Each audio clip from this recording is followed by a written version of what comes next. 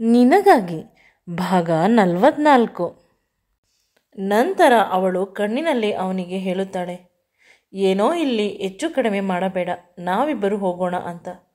ಅವನು ಏನೂ ಮಾತನಾಡದೆ ಕಾರನ್ನು ಡ್ರೈವ್ ಮಾಡುತ್ತಾನೆ. ಸ್ವಲ್ಪ ಅವನಿಗೆ ಅರಿವಾಗುತ್ತಿಲ್ಲ ಎಲ್ಲಿ ಹೋಗಬೇಕು ಅಂತ. ಇಷ್ಟ ಬಂದ ಕಡೆ ಕಾರನ್ನು ತೆಗೆದುಕೊಂಡು ಹೋಗುತ್ತಿದ್ದಾನೆ. ನಂತರ ಅವನ ಕೈ ಮೇಲೆ ಅವಳ ಕೈ ಇಟ್ಟಳು. ಅವನು ಅವಳ ಕಡೆ ನೋಡಿ ನಕ್ಕ. ಅವಳು ನಕ್ಕಳು. ಈಗ ನಾವಿಬ್ಬರು ಎಲ್ಲಿ ಹೋಗುತ್ತಿದ್ದೇವೆ ಅಂತ ಕೇಳಿದಾಗ, ತಿಳಿಯುತ್ತಿಲ್ಲ, ನಿನ್ನನ್ನು ಕರೆದುಕೊಂಡು ಲಾಂಗ್ ಡ್ರೈವ್ ಹೋಗಬೇಕು ಅಂತ ಆಸೆ ಆಗುತ್ತಿತ್ತು. ನೀನು ಬರುತ್ತೀಯಾ? ಅವಳು ನಗುತ್ತಾ, ನೀವು ಎಲ್ಲಿ ಕರೆದರೂ ನಾನು ಬರುತ್ತೇನೆ. ಅವಳು ತುಂಬ ಮುದ್ದಾಗಿ ಮಾದಕವಾಗಿ ಅವನ ಕಣ್ಣಿಗೆ ಕಾಣುತ್ತಿದ್ದಳು. ಇವಳು ಏಕೆ ನನಗೆ ಯಾವಾಗಲೂ ಇತ್ತೀಚೆಗೆ ಇದೇ ರೀತಿ ಕಾಣುತ್ತಾಳೆ? ಪ್ರತಿ ಕ್ಷಣವೂ ಅವಳ ಜೊತೆ ಹಾಸಿಗೆ ಮೇಲೆ ಇರಬೇಕು ಅಂತ ಅನಿಸುತ್ತದೆ. ಇನ್ನೇನು ಎಲ್ಲ ಹಾಗೆ ಹೋಗುತ್ತದೆ ಅನ್ನಬೇಕಾದರೆ ಏನಾದರೂ ಸಮಸ್ಯೆ ಉದ್ಭವವಾಗುತ್ತದೆ. ಇದರಿಂದ ಮನೆಯಲ್ಲಿ ನಾನು ನಾರ್ಮಲ್ ಆಗಿ ಎಲ್ಲರ ಜೊತೆ ಇರಲು ಸಾಧ್ಯವಾಗುತ್ತಿಲ್ಲ.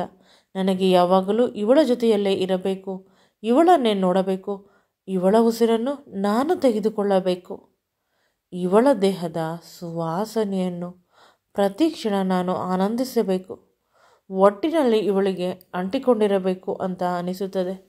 ಅಪ್ಪ ಯಾವಾಗಲೂ ಅಮ್ಮನ ಜೊತೆ ಈ ರೀತಿ ಇದ್ದಿದ್ದನ್ನು ನಾನು ಒಂದೇ ಒಂದು ದಿನವೂ ಕೂಡ ನೋಡಿಲ್ಲ. ಒಬ್ಬರ ಮುಖವನ್ನು ಕಂಡರೆ ಒಬ್ಬರಿಗೆ ಆಗುವುದಿಲ್ಲ. ಯಾವಾಗಲೂ ಬೇಸರ ಮಾಡಿಕೊಂಡು, ಜಗಳ ಮಾಡಿಕೊಂಡು, ಮುಖವನ್ನು ಗಂಟು ಹಾಕಿಕೊಂಡು ಇರುತ್ತಾರೆ. ಅಪ್ಪನನ್ನು ಒಂದು ದಿನ ಕೇಳಿದ್ದೆ, ಅಪ್ಪ, ಅಮ್ಮ ಇಷ್ಟ ಇಲ್ಲದಿದ್ದರೆ ನೀನು ಏಕೆ ಅವಳನ್ನು ಮದುವೆ ಆದ ಅಂತ.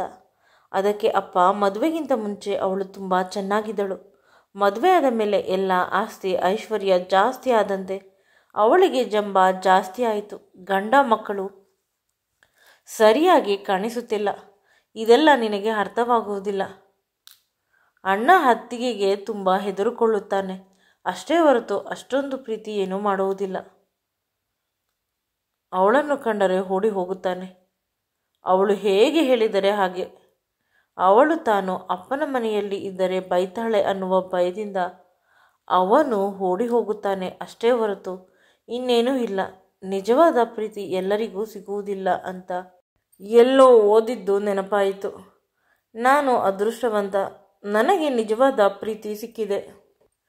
ಪ್ರೀತಿಯ ದೇವತೆಯೇ ನನ್ನ ಮನೆಯಲ್ಲಿ ಇದ್ದಾಳೆ. ಇಷ್ಟೊಂದು ಅದೃಷ್ಟ ಮಾಡಿದ್ದೇನೆ ಅಂತ ಅವಳ ಕಡೆ ನೋಡುತ್ತಾನೆ. ಸಡನ್ ಆಗಿ, ನೀನು ನನ್ನನ್ನು ಪ್ರೀತಿಸುತ್ತೀಯಾ ಅಂತ ಕೇಳುತ್ತಾನೆ. ಆಗ ಅವಳಿಗೆ ಈ ಪ್ರಶ್ನೆಗೆ ಉತ್ತರ ಏನು ಕೊಡಬೇಕು ಅಂತ ತಿಳಿಯುತ್ತಿಲ್ಲ. ತುಂಬ ಪ್ರೀತಿಸುತ್ತೇನೆ ಅಂತ ಹೇಳಬೇಕು ಅಂದುಕೊಳ್ಳುವಷ್ಟರಲ್ಲಿ ಮುಂದೆಯಿಂದ ಒಂದು ದೊಡ್ಡ ಟ್ರಕ್ ಬರುತ್ತದೆ. ಅಯ್ಯೋ ಅಂತ ಜೋರಾಗಿ ಕಿರುಚುತ್ತಾಳೆ. ಆಗ ಅವನು ತನ್ನ ಕಾರನ್ನು ತೊಂದರೆಯಿಂದ ಕಾಪಾಡುತ್ತಾನೆ. ತುಂಬ ಕಷ್ಟಪಟ್ಟು ಅವಳ ಉಸಿರಾಟ ಜೋರಾಗುತ್ತದೆ. ಭಯದಿಂದ ಸ್ವಲ್ಪ ಹೊತ್ತು ಕಾರನ್ನು ಸೈಡಿಗೆ ಹಾಕಿ ಅವಳನ್ನು ಸಮಾಧಾನ ಮಾಡಲು ಪ್ರಯತ್ನಿಸುತ್ತಾನೆ. ಆಗ ಅವಳು, ನಿಮಗೆ ಎಷ್ಟು ಬೇಜವಾಬ್ದಾರಿ, ನಾನು ಪ್ರೆಗ್ನೆಂಟ್ ಅಂತ ಗೊತ್ತು, ಆದರೂ ಕೂಡ ಈ ರೀತಿ ಕಾರನ್ನು ಡ್ರೈವ್ ಮಾಡುತ್ತೀರಾ, ನಾನು ಇಲ್ಲೇ ನಿಮ್ಮನ್ನು ಬಿಟ್ಟು ಹೋಗುತ್ತೇನೆ. ಅವಳು ನಿಜವಾಗಲೂ ಅಲ್ಲಿಂದ ಎದ್ದು ಹೋಗಲು ಪ್ರಯತ್ನಿಸುತ್ತಾಳೆ. ಅವನು ಕಾರನ್ನು ಲಾಕ್ ಮಾಡುತ್ತಾನೆ. ಎಷ್ಟು ತೆಗೆಯಲು ಪ್ರಯತ್ನಿಸಿದರೂ ಕಾರು ಓಪನ್ ಆಗುತ್ತಿಲ್ಲ. ಅವನ ಕಡೆ ತುಂಬ ಕೋಪದಿಂದ ನೋಡುತ್ತಾಳೆ. ಆಗ ಅವನು ಅವನ ಕಿವಿಗಳನ್ನು ಹಿಡಿದುಕೊಂಡು ಕ್ಷಮೆ ಕೇಳುತ್ತಾನೆ. ಮಾಡುವುದೆಲ್ಲ ಮಾಡಿ ಕ್ಷಮೆ ಕೇಳುತ್ತೀಯಾ? ಡ್ರೈವಿಂಗ್ ಮಾಡಬೇಕಾದಾಗ ನಿನಗೆ ಏನಾಗುತ್ತದೆ? ಹಿಂದೆ ಮುಂದೆ ಯಾರು ಬರುತ್ತಾರೆ ಅಂತ ನೋಡಲು ಆಗುವುದಿಲ್ಲವೇ? ಇದೇ ಲಾಸ್ಟ್, ನಿನ್ನ ಜೊತೆ ನಾನು ಬರುವುದಿಲ್ಲ. ತುಂಬ ಕೋಪದಿಂದ ಅವಳು ಮಾತನಾಡುತ್ತಿರುತ್ತಾಳೆ. ಆಗ ಅವನು ಬೇರೆ ಮ್ಯೂಸಿಕ್ ಆಗುತ್ತಾನೆ. ಅವನು ಅವಳ ಸೊಂಟವನ್ನು ತನ್ನ ಕೈಯಿಂದ ಹಿಡಿದುಕೊಳ್ಳುತ್ತಾನೆ. ಸ್ವಲ್ಪ ಹೊತ್ತು ಅವಳು ಸೈಲೆಂಟ್ ಆಗುತ್ತಾಳೆ, ಬೈಯೋದನ್ನು ಬಿಟ್ಟು. ನಂತರ ಅವನು ಕೂಡ ಅವಳ ಸೊಂಟವನ್ನು ಬಿಟ್ಟು ಬಿಡುತ್ತಾನೆ. ಅವಳ ಕೂದಲು ಮುಂದೆ ಬರುತ್ತಿರುತ್ತದೆ. ಅದನ್ನು ಸರಿ ಮಾಡುತ್ತಿರುತ್ತಾನೆ. ಅವಳ ತುಟಿಗಳನ್ನು ತನ್ನ ಬೆರಳಿನಿಂದ ಮುಟ್ಟುತ್ತಿರುತ್ತಾನೆ, ತುಂಬ ಮಾದಕವಾಗಿ. ಈ ಸಮಯದಲ್ಲಿ ಇಬ್ಬರು ತುಂಬ ಕ್ಯೂಟಾಗಿ ಕಾಣುತ್ತಿರುತ್ತಾರೆ. ಅದೇ ಸಮಯಕ್ಕೆ ಅವರ ಅಜ್ಜಿಯಿಂದ ಫೋನ್ ಕಾಲ್ ಬರುತ್ತದೆ. ಅವಳು ಪಿಕ್ ಮಾಡಿ ಮಾತನಾಡುತ್ತಾಳೆ. ಅವನನ್ನು ಕೇಳಿದಾಗ ಅವನು ಬಾತ್ರೂಮ್ಗೆ ಹೋಗಿದ್ದಾನೆ ಅಂತ ಸುಳ್ಳು ಹೇಳುತ್ತಾಳೆ. ಏಕೆಂದರೆ ಅವಳು ಅವನ ಮೇಲೆ ಕುಳಿತುಕೊಂಡು ಆನಂದವಾಗಿ ಊಟ ಮಾಡುತ್ತಿರುತ್ತಾಳೆ.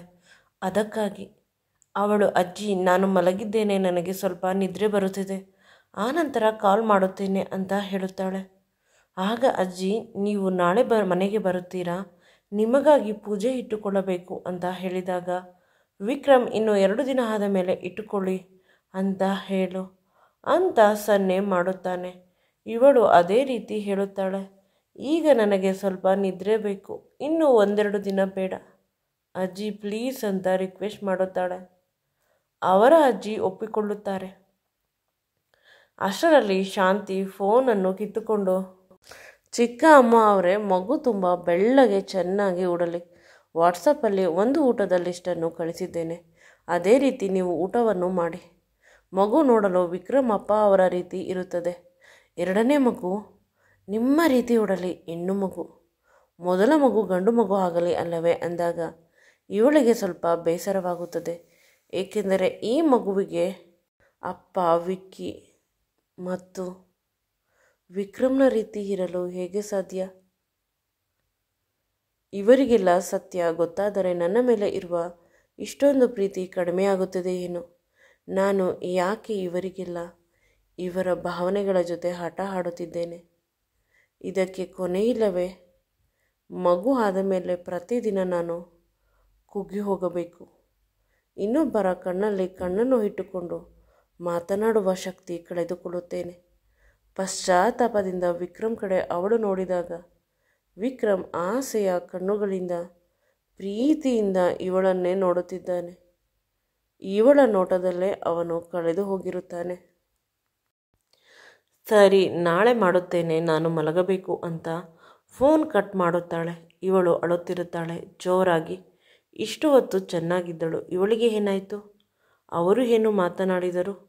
ಪುನಃ ಮನೆಗೆ ರಿಂಗ್ ಮಾಡಲು ಟ್ರೈ ಮಾಡುತ್ತಾನೆ. ಅವಳು ಫೋನನ್ನು ಕಿತ್ತುಕೊಳ್ಳುತ್ತಾಳೆ. ವಿಕ್ರಮನ್ನು ಗಟ್ಟಿಯಾಗಿ ತಬ್ಬಿಕೊಂಡು ಕ್ಷಮೆ ಕೇಳುತ್ತಾಳೆ.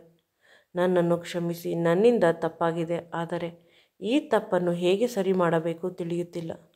ಒಂದು ದಾರಿ ಇದೆ ಅಂತ ಹೇಳಿದಾಗ ಅವನು ಮೊದಲು ತಪ್ಪು ಏನು ಅಂತ ಹೇಳು, ಸರಿ ತಪ್ಪು ಆಮೇಲೆ ನೋಡೋಣ ಅಂತ ಹೇಳುತ್ತಾನೆ.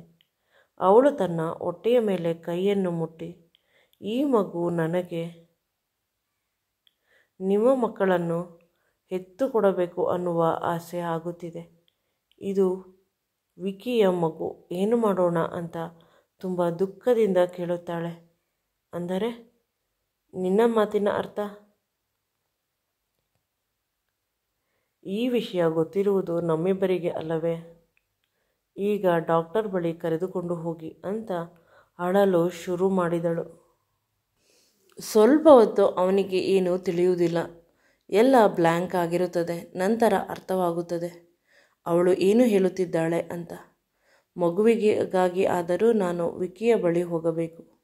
ಈ ಮಗುವಿನ ವಿಷಯವನ್ನು ಹಿಂದೆ ಮುಗಿಸಿಬಿಟ್ಟರೆ ಅವನಿಗೆ ಕೋಪ ಬರುತ್ತದೆ. ಮೊದಲ ಬಾರಿಗೆ ಅವಳ ಮೇಲೆ ಒಂದು ತಾಯಿಯಾಗಿ ಎಷ್ಟು ಕೇವಲವಾಗಿ ಯೋಚಿಸುತ್ತಿದ್ದೀಯಾ? ನಾನು ನಿನ್ನನ್ನು ತುಂಬ ಸಾಫ್ಟ್, ಡೆಲಿಕೇಟ್ ಅಂತ ಅಂದುಕೊಂಡಿದ್ದೆ. ಮಗು ಯಾರದಾದರೂ ಮಗುವೇ ಅಲ್ಲವೇ? ನನಗೆ ಗೊತ್ತಿಲ್ಲ. ನನ್ನನ್ನು ಡಾಕ್ಟರ್ ಬಳಿ ಕರೆದುಕೊಂಡು ಹೋಗಿ. ನಿಮಗೆ ತುಂಬ ಮೋಸ ಮಾಡಿದ್ದೇನೆ. ಪ್ರತಿದಿನ ನಿಮಗೆ ಮೋಸ ಮಾಡಲು ನನ್ನ ಕೈಯಲ್ಲಿ ಸಾಧ್ಯವಿಲ್ಲ ಅಂತ ಜೋರಾಗಿ ಅಳುತ್ತಿದ್ದಾಳೆ. ಅವಳು ಅಳುವುದು ಜೋರಾಗಿ ಕಿರುಚುವ ರೀತಿ ಇದೆ. ಅದು ನಿರ್ಜನ ಪ್ರದೇಶ ಆಗಿದ್ದರಿಂದ ಸರಿ ಹೋಯಿತು.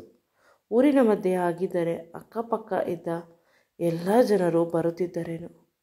ಅವನಿಗೆ ಟೆನ್ಷನ್ ಜಾಸ್ತಿ ಆಯಿತು. ಇವಳ ಕೂಗಾಟ ಕೇಳಿ ಏನು ಮಾಡಬೇಕು ಅಂತ ತಿಳಿಯುತ್ತಿಲ್ಲ. ಮುಂದೆ ಅವನಿಗೆ ಅರ್ಥವಾಯಿತು, ಇವಳಿಗೆ ಗಿಲ್ಟಿ ಫೀಲಿಂಗ್ ಶುರುವಾಗಿದೆ. ಇದು ಜೀವನ ಪರ್ಯಂತ ಇರುತ್ತದೆ. ಏನೋ ಆದರೂ ಇಷ್ಟು ಬೇಗ ನಿರ್ಧಾರ ತೆಗೆದುಕೊಳ್ಳುವುದು ಬೇಡ. ಸ್ವಲ್ಪ ದಿನ ಕಾಯುವೆ. ಆದರೆ ಸದ್ಯಕ್ಕೆ ಇವಳನ್ನು ಈ ಕಷ್ಟದಿಂದ ಹೊರಗೆ ತರಬೇಕು ಅಂತ ತುಂಬ ಪ್ರಯತ್ನಿಸುತ್ತಾನೆ. ಆದರೆ ಇವನು ಎಷ್ಟು ಅವಳನ್ನು ಸಮಾಧಾನ ಮಾಡಲು ಪ್ರಯತ್ನಿಸಿದರೂ ಕೂಡ ಅದಕ್ಕಿಂತ ಜಾಸ್ತಿ ಕಷ್ಟಪಡುತ್ತಿರುತ್ತಾಳೆ. ನನಗೆ ನೀನು ಮುಖ್ಯ, ನಿನ್ನ ಮಗು ನನಗೂ ಕೂಡ ಮಗು. ಪದೇ ಪದೇ ಈ ವಿಷಯವನ್ನು ಎಷ್ಟು ಸಲ ಹೇಳಬೇಕು? ತುಂಬ ವ್ಯತ್ಯಾಸವಿದೆ. ಈಗ ನನ್ನ ಮೇಲೆ ಮೋಹದಿಂದ ಹೇಳಿಬಿಡುತ್ತೀರಾ, ನಂತರ ಅದೆಲ್ಲ ಕಡಿಮೆ ಆಗುತ್ತದೆ. ಆ ಮಗುವಿನ ಮೇಲೆ ಪ್ರೀತಿಯೂ ಕೂಡ ನಿಮಗೆ ಕಡಿಮೆ ಆದರೆ ಅದಕ್ಕೆ ನಾವು ಅನ್ಯಾಯ ಮಾಡಿದಂತೆ. ಅದಕ್ಕೆ ಎಲ್ಲವನ್ನು ಹಿಂದೆ ಮುಗಿಸಿಬಿಡೋಣ ಪ್ಲೀಸ್. ಆಗ ಅವನು ಅವಳನ್ನು ತನ್ನ ತೊಡೆಯ ಮೇಲೆ ಕೂರಿಸಿಕೊಂಡು ಅವಳ ಬೆನ್ನುಗಳ ಮೇಲೆ ಮುತ್ತು ಕೊಡುತ್ತಾನೆ. ಆ ಸ್ಪರ್ಶದಿಂದ ಅವಳಿಗೆ ಸಡನ್ನಾಗಿ ಕರೆಂಟ್ ಹೊಡೆದಂತೆ ಆಗುತ್ತದೆ. ಕಣ್ಣೀರು ಅಷ್ಟಕ್ಕೆ ಸ್ಟಾಪ್ ಆಗುತ್ತದೆ. ಇಲ್ಲ, ಏನೂ ಇಲ್ಲ. ನಂತರ ಅವಳನ್ನು ತನ್ನ ತೊಡೆಯ ಮೇಲೆ ಕೂರಿಸಿಕೊಂಡು ಹಿಂದೆಯಿಂದ ಗಟ್ಟಿಯಾಗಿ ತಬ್ಬಿಕೊಳ್ಳುತ್ತಾನೆ. ಆ ಅಪ್ಪುಗೆಯಲ್ಲಿ ಒಂದು ರೀತಿಯ ಸಾಂತ್ವನ ಇರುತ್ತದೆ. ನಾನು ನಿನ್ನವನು, ನಿನಗಾಗಿ ಇರುವವನು. ಯಾವುದೇ ಕಾರಣಕ್ಕೂ ನಿನಗೆ ನಾನು ತೊಂದರೆ ಮಾಡುವುದಿಲ್ಲ. ನಮ್ಮ ಮಗುವಿಗೂ ಕೂಡ ಜಾಸ್ತಿ ಯೋಚಿಸಬೇಡ. ಇಂದಿನ ದಿನವನ್ನು ಅನುಭವಿಸು, ನಾಳೆಯ ಬಗ್ಗೆ ಯಾರಿಗೆ ಗೊತ್ತು ಅಂತ ಅವಳ ಕಿವಿಯಲ್ಲಿ ಮೆಲ್ಲಗೆ ಹೇಳುತ್ತಾನೆ. ಆ ಮಾತುಗಳು ಅವಳಿಗೆ ಅರ್ಥವಾಗುವುದಕ್ಕಿಂತ ಹೆಚ್ಚಾಗಿ ಅವನ ಬಾಯಿಂದ ಬರುವ ಬಿಸಿಯ ಮಾತುಗಳು ತುಂಬ ಹಿತವಾಗಿರುತ್ತದೆ. ಬೆಚ್ಚಗೆ ಅಂತ ಅನಿಸುತ್ತಿರುತ್ತದೆ. ಅವನು ತನ್ನನ್ನು ತಬ್ಬಿಕೊಂಡಿದ್ದಾನೆ, ಎಷ್ಟು ಬಿಸಿ ಇದ್ದಾನೆ ಅವಳಿಗೆ ಅರಿವಾಗುತ್ತಿದೆ. ಆದಷ್ಟು ತನ್ನ ತಲೆಯನ್ನು ಅವನ ದೇಹಕ್ಕೆ ಅಂಟಿಕೊಳ್ಳುವಂತೆ ಬಾಗಿ ಕೂರುತ್ತಾಳೆ. ಅವನು ಕೂಡ ಇನ್ನೂ ಹತ್ತಿರ ಬಂದು ಅವಳನ್ನು ಗಟ್ಟಿಯಾಗಿ ತಬ್ಬಿಕೊಳ್ಳುತ್ತಾನೆ. ಈ ಕ್ಷಣ ತುಂಬ ಮಧುರವಾಗಿರುತ್ತದೆ. ಅವಳಂತೂ ಅವನ ಅಪ್ಪುಗೆಗೆ ಅಡಿಕ್ಟ್ ಆಗಿ ಬಿಟ್ಟಿರುತ್ತಾಳೆ, ಅದೇ ರೀತಿ ಇರಬೇಕು ಅಂತ. ಆಗ ಅವಳನ್ನು ಮೇಲೆ ಇಳಿಸಲು ಕೂಡ ಇಷ್ಟವಾಗದೆ, ಈಗ ಇಲ್ಲೇ ರಾತ್ರಿ ಮಲಗೋಣ, ನನ್ನನ್ನು ಪ್ರೀತಿಸುತ್ತೀಯಾ ಅಂತ ಅವನು ಕೇಳುತ್ತಾನೆ. ಆಗ ಅವಳು ಅವನ ಕೆನ್ನೆಗೆ ಮುತ್ತು ಕೊಡುತ್ತಾಳೆ. ಈಗಲೂ ಕೂಡ ಅವಳ ತಲೆ ಅವನ ಎದೆಯ ಮೇಲೆ ಇದೆ. ಪುನಃ ಅವನು ಕೇಳುತ್ತಾನೆ, ನನ್ನನ್ನು ಪ್ರೀತಿಸುತ್ತೀಯಾ ಅಂತ. ಪುನಃ ಮುತ್ತನ್ನು ಕೊಡುತ್ತಾಳೆ. ಅವನು ಇನ್ನೂ ಗಟ್ಟಿಯಾಗಿ ಅವಳನ್ನು ತನ್ನ ಕಡೆ ಎಳೆದುಕೊಳ್ಳುತ್ತಾನೆ. ನಿನ್ನ ಬಾಯಿಂದ ಒಂದೇ ಒಂದು ಬಾರಿ ಹೇಳು, ಐ ಲವ್ ಯು ಟೂ ಅಂತ. ಆ ಮ್ಯಾಜಿಕ್ 3 ಪದಗಳು ನಿನ್ನ ಬಾಯಿಂದ ಬರಲಿ ಅಂತ ತುಂಬ ಸಮಯದಿಂದ ಕಾಯುತ್ತಿದ್ದೇನೆ.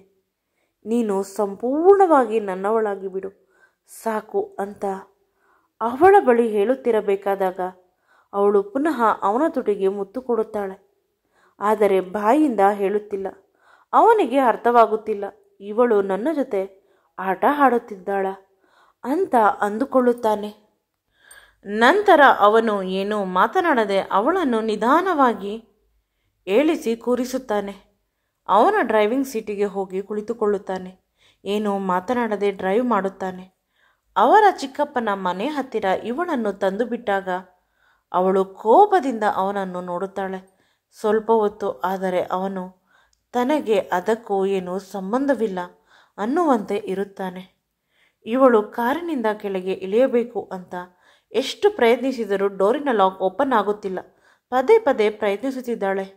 ನಂತರ ಸೋಲನ್ನು ಒಪ್ಪಿಕೊಂಡು ಕುಳಿತುಕೊಂಡು ಬಿಡುತ್ತಾಳೆ, ಏನೂ ಮಾತನಾಡದೆ.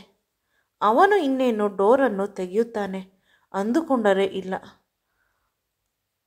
ಅವನು ಕಾರನ್ನು ಡ್ರೈವ್ ಮಾಡಿಕೊಂಡು ನನ್ನನ್ನು ಬೇರೆ ಕಡೆ ಕರೆದುಕೊಂಡು ಹೋಗುತ್ತಿದ್ದಾನೆ. ಚಿಕ್ಕಪ್ಪನಿಗೆ ನಾನು ಫೋನ್ ಮಾಡಿ ಹೇಳಿದೆ, ಮನೆಗೆ ಬರುವುದಿಲ್ಲ, ಬೆಳಿಗ್ಗೆ ಬರುತ್ತೇನೆ, ಅಕ್ಕನನ್ನು ಹುಷಾರಾಗಿ ನೋಡಿಕೊಳ್ಳಿ ಅಂತ ಹೇಳಿದೆ. ಈಗಲೂ ಕೂಡ ಅವನಲ್ಲಿ ಯಾವುದೇ ಬದಲಾವಣೆಗಳಿಲ್ಲ. ನಂತರ ಅವನು ಮನೆಗೆ ಹೋಗದೆ ರೆಸಾರ್ಟ್ಗೆ ಹೋಗುತ್ತಾನೆ. ಈಗಲೂ ಕೂಡ ಕೋಪದಲ್ಲಿ ಇದ್ದಾನೆ. ಈಗ ಡೋರ್ ತೆಗೆದ ತಕ್ಷಣ ಕಾರ್ ಓಪನ್ ಆಯಿತು. ನಾನು ಕೆಳಗೆ ಇಳಿದೆ. ಅವನು ಕೂಡ ಇಳಿದು ಕಾರನ್ನು ಲಾಕ್ ಮಾಡಿ ಒಳಗೆ ಹೋಗುತ್ತಿದ್ದಾನೆ. ನಾನು ಬರುತ್ತಿದ್ದೇನಾ ಇಲ್ಲವಾ ಅನ್ನುವ ಅರಿವೇ ಇಲ್ಲ ಇನ್ನೂ ಕೂಡ ಅವನಿಗೆ. ನಾನು ಐ ಲವ್ ಯು ಹೇಳಿಲ್ಲ, ಅದನ್ನು ಹೇಳಿಲ್ಲ ಅಂತ ಕೋಪಗೊಂಡಿದ್ದಾನೆ. ಅವಳಿಗೆ ಒಂದು ರೀತಿ ಬೇಸರವಾಯಿತು. ಈ ವಿಕ್ರಮಲ್ಲಿ ಸ್ವಲ್ಪ ಹಳೆಯ ವಿಕ್ರಮ್ ಕಾಣಿಸುತ್ತಿದ್ದಾನೆ. ಎಲ್ಲ ಅವನಿಗೆ ಇಷ್ಟವಾದ ರೀತಿ ಇದ್ದರೆ ಮಾತ್ರ, ಇಲ್ಲವಾದರೆ ತನಗೆ ಇಷ್ಟ ಬಂದಂತೆ ಇರುವುದು, ಇದನ್ನು ನಾನು ಎಂದೂ ಕೂಡ ಒಪ್ಪಿಕೊಳ್ಳುವುದಿಲ್ಲ. ಇತ್ತೀಚೆಗೆ ವಿಕ್ರಮ್ ಹೇಗೆ ಇದ್ದಾನೆ ಅದೇ ರೀತಿ ಇರಬೇಕು. ಈ ರೀತಿ ಹಠ ಮಾಡುವ, ಚಿಕ್ಕ ಮಕ್ಕಳಂತೆ ಕೋಪಗೊಳ್ಳುವ, ಸಿಟ್ಟು ಮಾಡಿಕೊಳ್ಳುವ ಮನುಷ್ಯ ನನಗೆ ಇಷ್ಟವಾಗುವುದಿಲ್ಲ ಅಂತ ಯೋಚಿಸುತ್ತಾ ರೂಮಿನ ಒಳಗಡೆ ಹೋಗದೆ ಹೊರಗಡೆ ನಿಂತಿದ್ದಾಳೆ. ಈ ವಿಡಿಯೋ ನಿಮಗೆ ಇಷ್ಟವಾಗಿದ್ದಲ್ಲಿ ನನ್ನ ಚಾನಲನ್ನು ಲೈಕ್ ಮಾಡಿ, ಶೇರ್ ಮಾಡಿ ಮತ್ತು ಸಬ್ಸ್ಕ್ರೈಬ್ ಮಾಡಿ.